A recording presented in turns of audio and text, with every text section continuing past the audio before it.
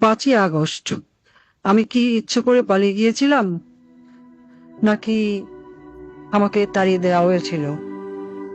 আমি মনে করি এই সত্যটা আপনাদের সকলে জানা প্রয়োজন। সত্যটা আসলে জানেন কি, 5ই আগস্ট যদি আমি দেশ ত্যাগ না করতাম, ছাত্র জনতা যদি সত্যি গণভবনে প্রবেশ করতে পারত, আর সেখানে যদি আমি অবস্থান করতাম, আজ আপনাদের সামনে যে আমি, সেটাও হয়তো সম্ভব হতো না। তারা আমাকে কখনোই জীবিত রাখতো না, গাদ্দাফিসেও করুণ পরিণতি করত। প্রশ্ন হলো, 5ই আগস্ট কেন হতে হলো? দেখুন, 5ই আগস্ট যদি আমি অনুভবন ত্যাগ নাও করতাম, একটা না একটা সময় ওই বাড়ি থেকে আমাকে চলে যেতেই হতো। 5ই আগস্ট না হলে 5 জানুয়ারি, আর তা না হলে 5 এপ্রিল। 16 বছরে মানুষের মনের মধ্যে জন্ম হওয়া ক্ষোভের বিস্ফোরণ, সেটা আজ হোক কাল হোক হতোই। পরপর 3টি নির্বাচনে দেশের প্রজন্মকে ভোট দিতে দেয়নি। তারা আমার উপর যেভাবে খেপেছিল, আমার পতন না করে তারা ঘরে ফিরত না।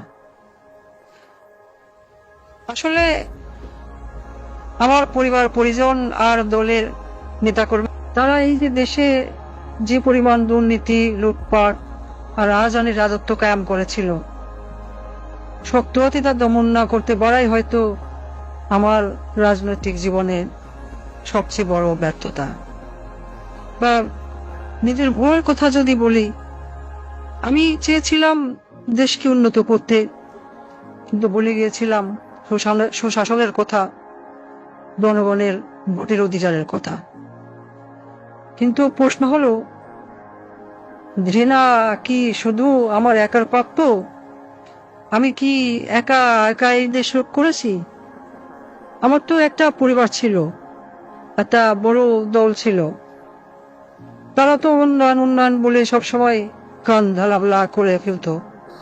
তখন কি কেউ আমাকে বলেছিল, আপা উন্নয়ন করেন, কিন্তু ভোটের অধিকারটাও জনগণকে দিয়েন? কেউ বলেছিল?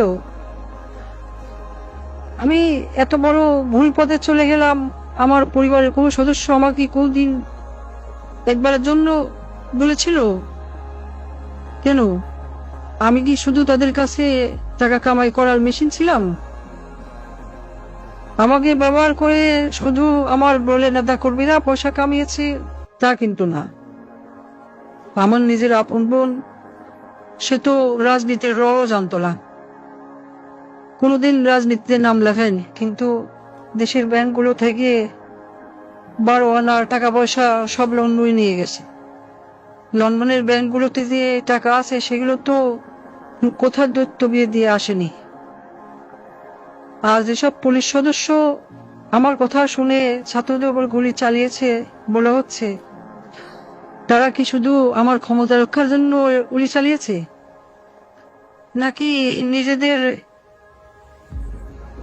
সম্পদ রক্ষার জন্য গুণ খুন চালিয়ে সম্পদ যেভাবে কামাচ্ছিল তা যেন চালাতে পারে, সেজন্য গুলি চালিয়েছিল? এত এত রক্তপাত তারা করলো, তাদের দিকে থুতু দিচ্ছেন না কেন? ঘৃণা কি শুধু আমার একার প্রাপ্য? কোথায় আসবে নজির?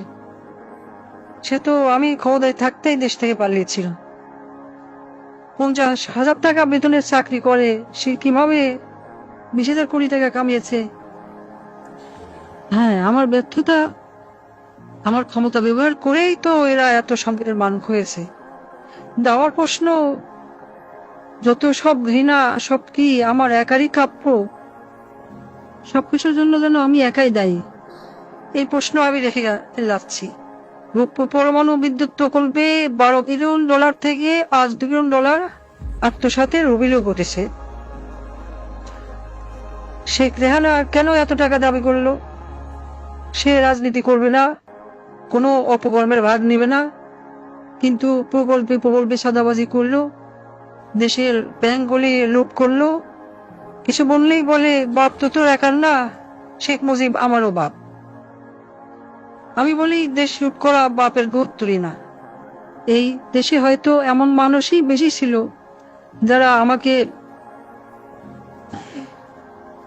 ভালোবাসে নাই, ঘৃণা করেছে, কিন্তু আমার বাবাকে তো ভালোবাসত। আমার দুঃশাসনে অতিষ্ঠ হয়ে আজ মানুষ আমার বাবা শেখ মুজিবকে নিয়ে কটূক্তি করছে, গালাগালি করছে। কিন্তু একটা আজব বিষয় শুনুন, আমি যে এত বড় ভুল পথে চলে গেলাম, আমার পরিবারের কোনো সদস্য, আমার মেয়ে, আমার ছেলে কোনোদিনও একবারের জন্য বলেনি। তারা আমাকে ব্যবহার করে শুধু টাকা পয়সা কামিয়ে গেল। আমার আপন বোন, সেও কিন্তু সেই পথেই হাঁটলো। সে কি কখনো আমার বাবার সম্মানের কথা ভেবেছিল? বঙ্গবন্ধু তো তারও পিতা ছিল। সে কি করলো? কিছুদিন আগেও আমাকে নেত্রী বলে রাখতো, আজ ডাকে খুনি। আমি জানি এই তকমা আমার প্রাপ্য, কারণ আমি যা করেছি তা কখনোই ক্ষমার যোগ্য অপরাধ না। রাতে যখন ঘুমোতে যাই, আমার দিনগুলো আর রাতগুলো এখন একই রকম। আমি জানি না ঘুমাতে কেমন লাগে, জানি না শান্তি কাকে বলে। আমার ঘরে প্রতিদিনই এখন মানুষ আসে, আমার চারপাশে দাঁড়িয়ে থাকে। আমি জানি না তারা মৃত নাকি জীবিত। আমি আয়নার দিকে তাকাই, কিন্তু নিজের চেহারা দেখতে পাই না। দেখি রক্তমাখা হাত, পা, মাথা। আমি চিৎকার করে বলি, আমি তো দেশ বাঁচাতে চেয়েছিলাম, কিন্তু সেই কণ্ঠগুলো আমার কথা শোনে না। তারা আমাকে বারবার প্রশ্ন করে, আমাকে কেন মারলেন? আমার মায়ের কাছে ফিরিয়ে দিন। আমি ক্ষমা চাই না। আমার মতো নরপিশাচের কোনো ক্ষমা হয় না। আমি এক পাপী, আমি এক মহাখনি। আজ আমি মতিউর রহমান রেন্টুর সাথে গোলা মিলিয়ে বলতে চাই, আমার ফাঁসি চাই। আমি চাই রাস্তার মোড়ে আমাকে প্রকাশ্যে ফাঁসি কাস্টে ঝুলিয়ে হত্যা করা হোক, এ জাতিকে পাপ মুক্ত করা হোক। জয় বাংলা, জয় বঙ্গবন্ধু।